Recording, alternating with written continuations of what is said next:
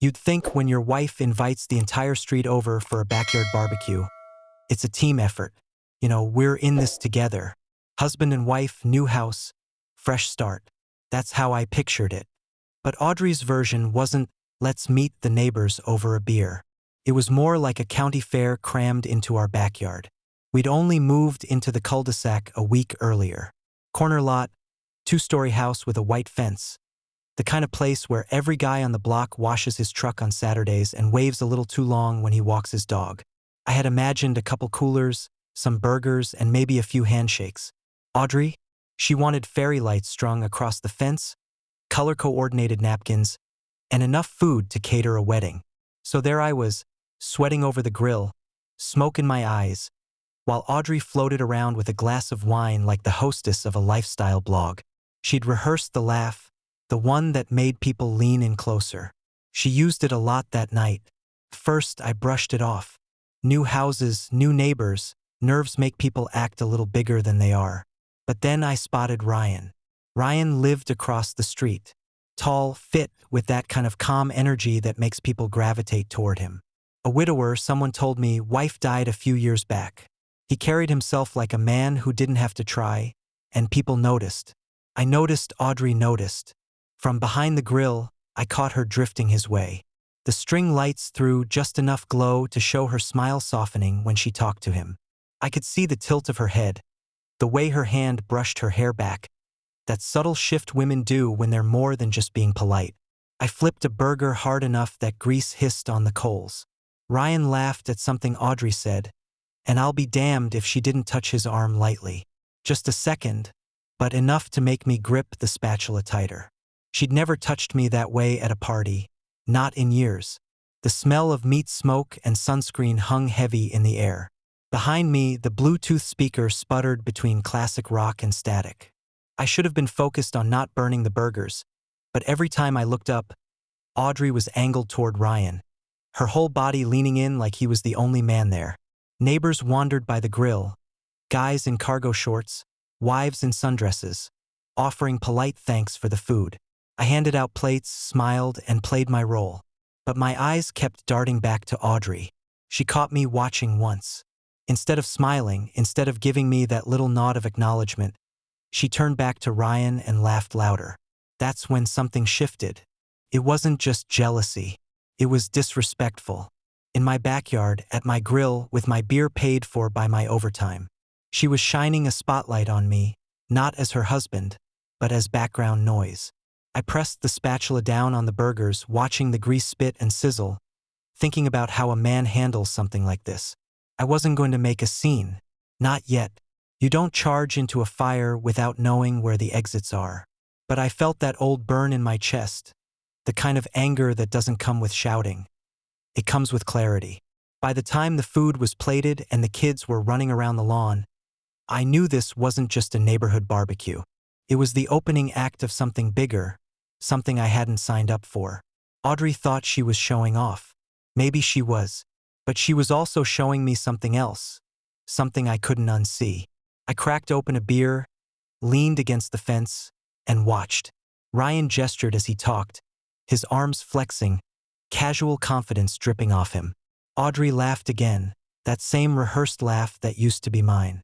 The neighbors probably thought it was just a friendly night, nothing unusual. But I knew better. Sometimes betrayal doesn't show up in motel rooms or text messages.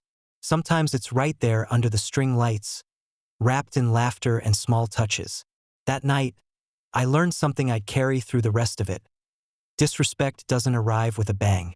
It slips in with a smile, a hand on an arm, and a laugh just a little too long. And I wasn't going to forget it. The grill hissed like it was in on the joke. Grease popping, flames licking higher every time I pressed the spatula down. I wasn't paying attention to the burgers anymore. Not really.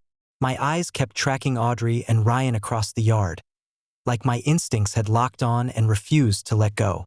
She was laughing again, too close, her wine glass tipped in one hand while the other brushed his forearm like she was trying to erase some invisible smudge. Ryan didn't flinch, didn't lean away. Hell, why would he? He stood there soaking it up, the confident widower letting the attention wash over him like sunshine. I wiped my hands on a towel, grabbed a bottle of water, and figured I'd walk over. My wife looked thirsty after all. That's what a husband does. Here, I said, offering the bottle. Audrey barely glanced at me. Oh, this is Henry, my husband, she told Ryan. Like she was introducing her lawn guy. No warmth, no pride. Just a title, flat as the spatula in my hand. Then, as quick as the words left her mouth, she turned back to Ryan like I was already dismissed. Something inside me went still. Not hot, not loud. Just still, like the quiet you get right before a storm. Ryan nodded politely. Good to meet you, Henry. Heard you're handy with tools. Audrey mentioned the move went smoothly because of you. I opened my mouth to reply, maybe even make small talk. But Audrey cut across me, laughing. Handy, yes, but a micromanager. He can't let me organize a single box without telling me how to do it. Ryan chuckled politely, but his eyes flicked between us, measuring. I didn't laugh. Micromanager. She said it like a punchline. Said it loud enough for the couple nearby to hear, too. I saw them glance over, the wife smirking, the husband pretending not to. I gripped the spatula tighter, the metal warm in my palm.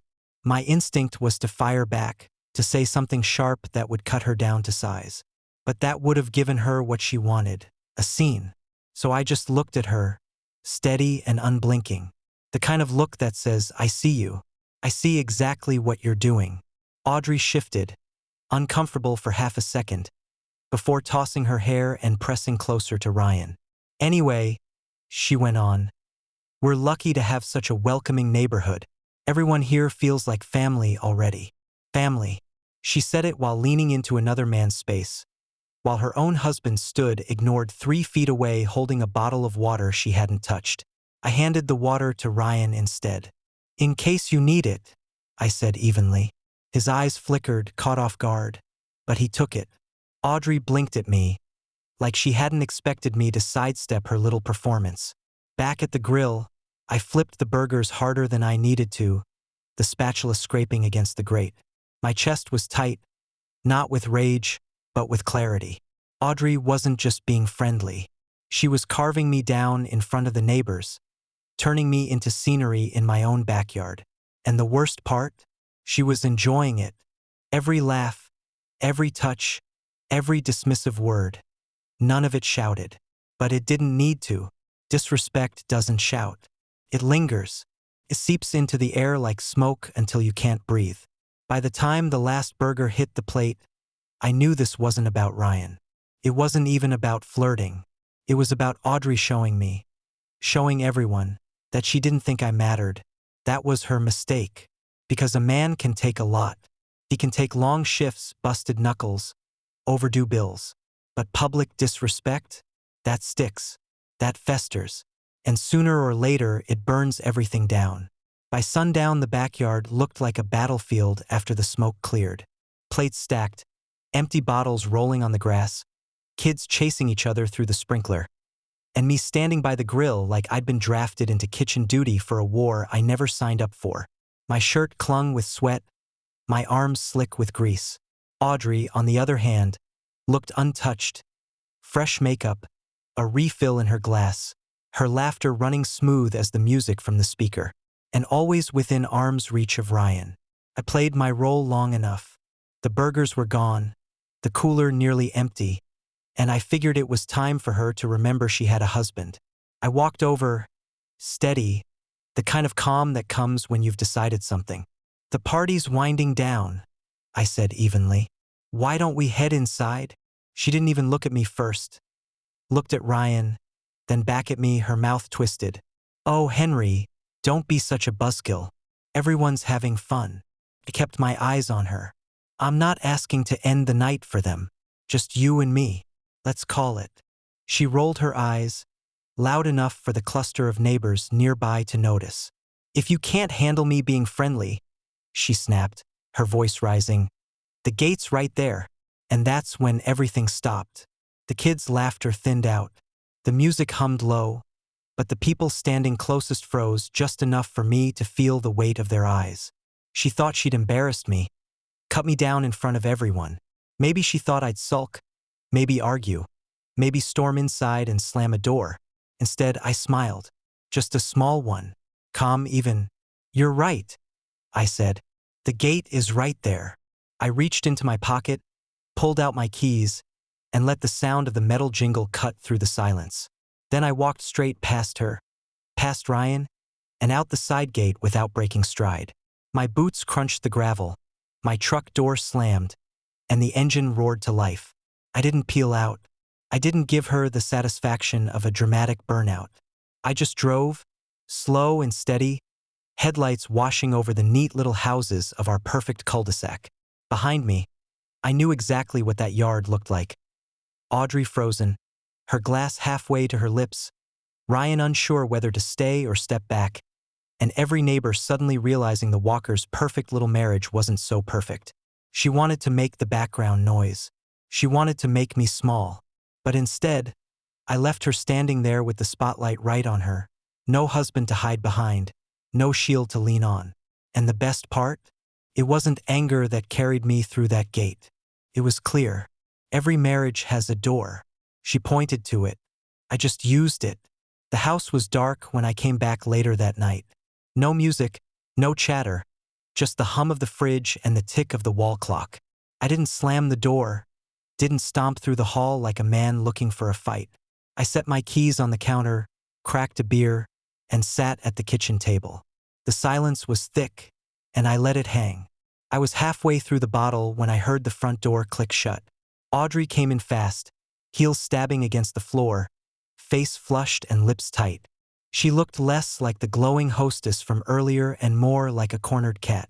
"You embarrassed me," she hissed, tossing her purse onto the counter. "Walking out like that in front of everyone? Do you have any idea how that made me look?" I took a slow sip, eyes on her but saying nothing. Silence. It's a weapon most people don't know how to handle. Her voice climbed. "Don't sit there like you're innocent. You stormed off like a child just because I was talking to Ryan. You told me to leave," I said finally. Calm, steady. "So I did." She blinked, thrown off by the flatness of my tone. "Oh, come on." That was a figure of speech. Any normal husband would have laughed it off. "You're so damn jealous, Henry. It's pathetic." I set the bottle down on the table, leaned back in the chair. Jealous? No. Disrespected? Absolutely. That's the difference. Her jaw tightened, but she pressed on. "You're twisting this. You've always been insecure. You read too much into things. Ryan's just a neighbor. We were being friendly. You need therapy, Henry. That's what this is." I let out a low chuckle. Not angry, not amused, just tired of the script I'd heard too many times. "Therapy's not going to fix the fact that you treated me like a stranger in my own backyard." Her eyes flared, and she crossed her arms. "This is all in your head. Everyone else thought it was nothing." I stood up slowly, the chair legs scraping against the tile. I wasn't looming, wasn't shouting. I just let my size, my calm, fill the room. "No, Audrey. Everyone else saw exactly what I saw. You just don't want to admit it." For a moment, she didn't speak. Her mask cracked, just enough for me to see the flicker of panic behind her eyes. Then she recovered, lifting her chin, doubling down. "You're impossible. Maybe you're the one ruining this marriage." I picked up my beer, walked past her toward the hall, and left her standing there. Sometimes silence cuts deeper than words.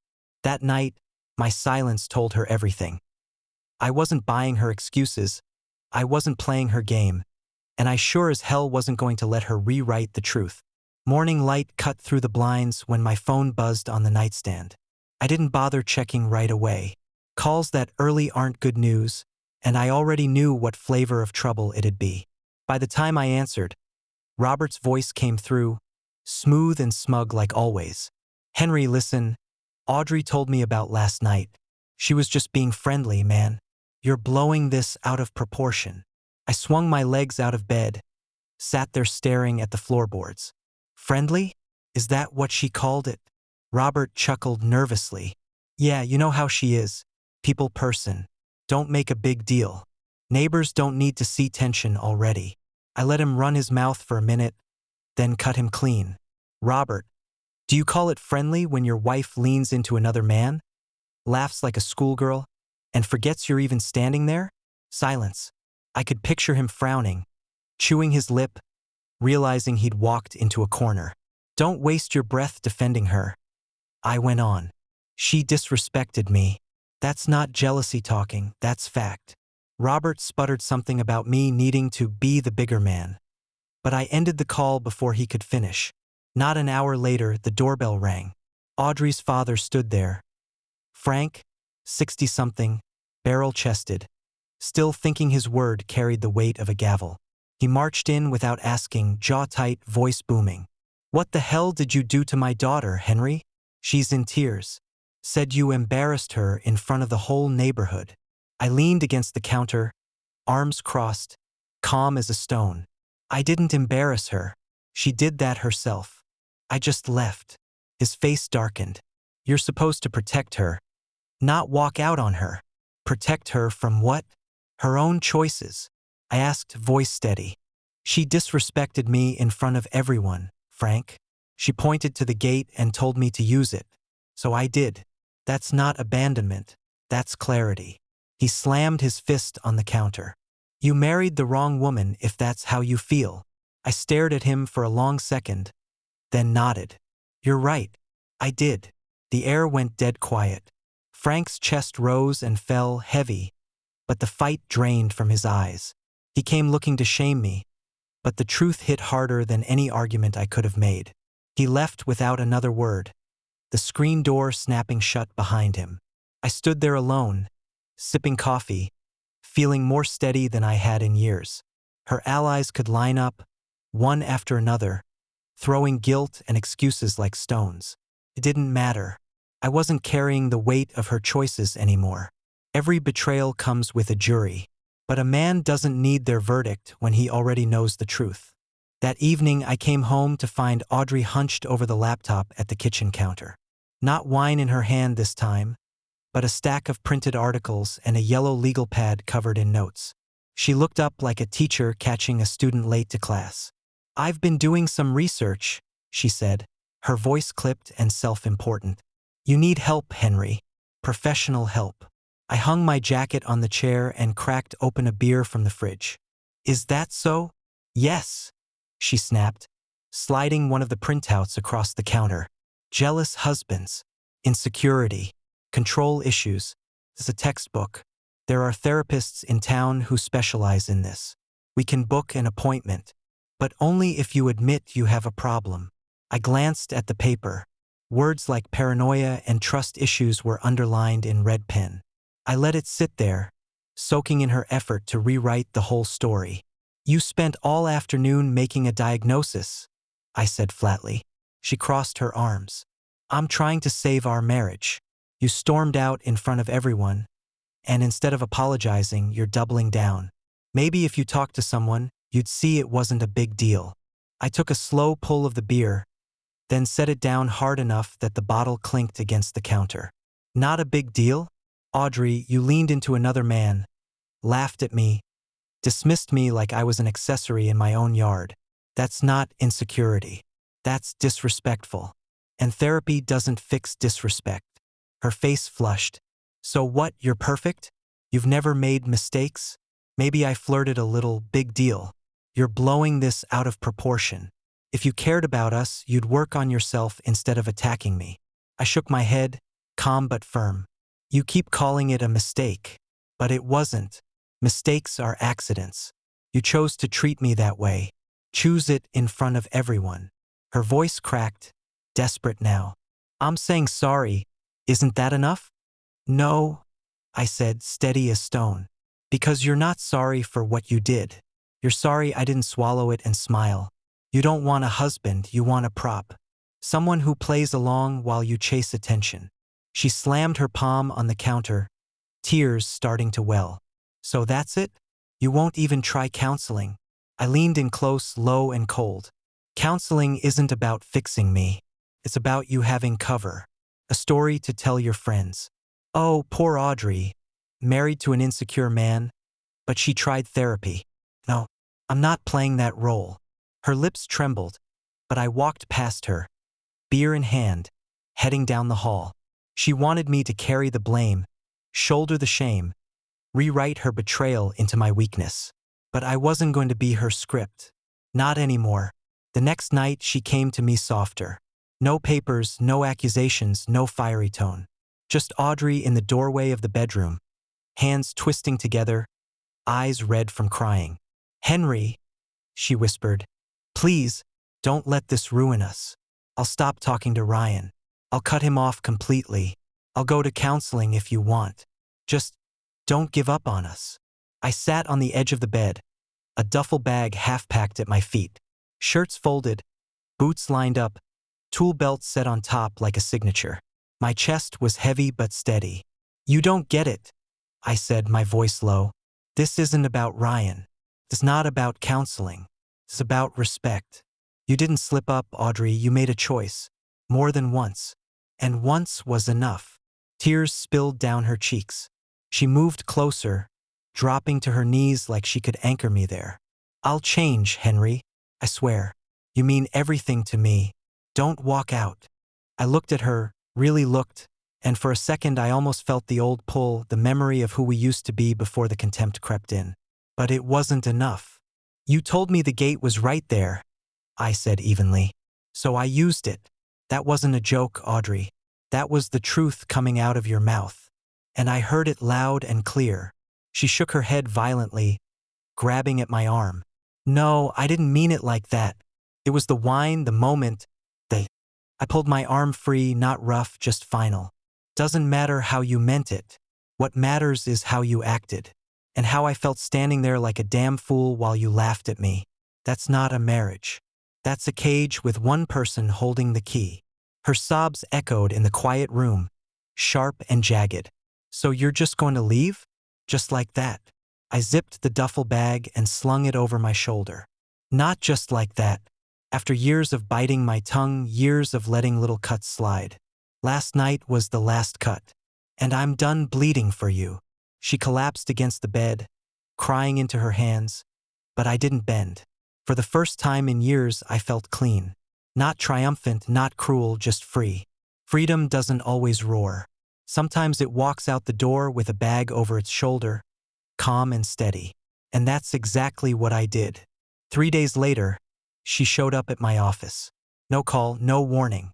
Just Audrey in the lobby, sunglasses on, hair pulled back, looking like someone who hadn't slept since I left. The receptionist gave me that awkward glance people use when they're not sure if they should intervene. I waved her through. Better to face it head on. She closed the door behind her and stood there, clutching her purse like it was a lifeline. "Henry," she started, voice shaky. "We can't end 20 years over one night, one bad party. Please, you can't mean this." I leaned back in my chair, hands folded, eyes steady on hers. "It's not one night, Audrey. It's a pattern. A slow drip of disrespect I kept swallowing until I couldn't anymore. That barbecue just made it plain for everyone to see." She pulled her glasses off, eyes swollen, mascara smudged. "I love you," she said, desperate now. "Doesn't that matter?" I shook my head. "Love without respect is just a word. And you threw respect out the gate with me." Her lip trembled. "We can fix it. Counseling, a clean slate. Anything. I'll fight for us." "You can fight if you want," I said, calm as stone. "But the divorce papers are already filed. You don't get to decide this doesn't happen. You can stall, you can drag it out, but you can't stop it." Her shoulders sagged, but she tried again, voice sharper this time. "So you're just going to throw it all away? Everything we built? All our years together?" I leaned forward, elbows on the desk, voice low but clear. "You're the one who threw it away, Audrey. You just didn't expect me to notice. You wanted a man who'd take the humiliation, smile for the neighbors, and keep grilling burgers like nothing happened. That's not me. Not anymore." She stood there trembling, like the words hit harder than shouting ever could. For a long moment she just stared, then finally whispered, "You'll regret this." I pushed a folder across the desk toward her, the paperwork I'd already signed. "No, Audrey. You will." She left without another word, heels clicking across the tile. When the door shut behind her, the office felt quiet, lighter somehow. Not because the fight was over, it wasn't, but because the choice was final. Respect is worth more than reconciliation. And I wasn't about to bargain with mine. Weeks later, the papers came back signed. Audrey's neat little signature at the bottom. Her last stamp on a marriage that had already been over long before I walked through that gate. There was no celebration. No whiskey toasts or loud music. I just set the envelope down on the kitchen table of my new place. A small rental, nothing fancy, but mine. The silence there wasn't heavy like it used to be. It was clean. I poured a cup of coffee, sat by the window, and let the morning light spill across the floor. For the first time in years, I didn't feel like I had to brace myself for the next jab, the next dismissive laugh, the next performance in front of others. Friends asked questions, of course. Neighbors too. Word spreads fast in cul-de-sacs, faster than wildfire in dry grass. Some tried to be delicate. "What happened, Henry?" Others just came out with it. "Why'd you leave?" I gave them all the same answer. Simple, steady. She pointed to the gate, so I used it. They'd nod, some smiling like they understood more than they said. Others shifted uncomfortably, maybe realizing they'd seen the same signs in their own lives. It didn't matter either way. The truth didn't need dressing up. I didn't replay the party anymore, didn't stew on Ryan's smirk or Audrey's laugh. Betrayal doesn't always come in hotel rooms or text messages. Sometimes it starts in the small things. The brush of a hand on a forearm, the public joke at your expense, the quiet dismissal of your worth. Death by 1,000 cuts. And when it comes, you've got two choices. Bleed slowly or walk out clean. I chose clean. As I finished my coffee, I looked at the gate outside my window. Not the same one from that night, but it didn't matter. A gate's a gate, a reminder. Every man reaches a point where he's got to decide if he's staying in a cage or stepping out free. Me? I stepped out, and I never looked back. Subscribe and stay one step ahead of cheaters. And trust me, the next story makes this one look like a fairy tale.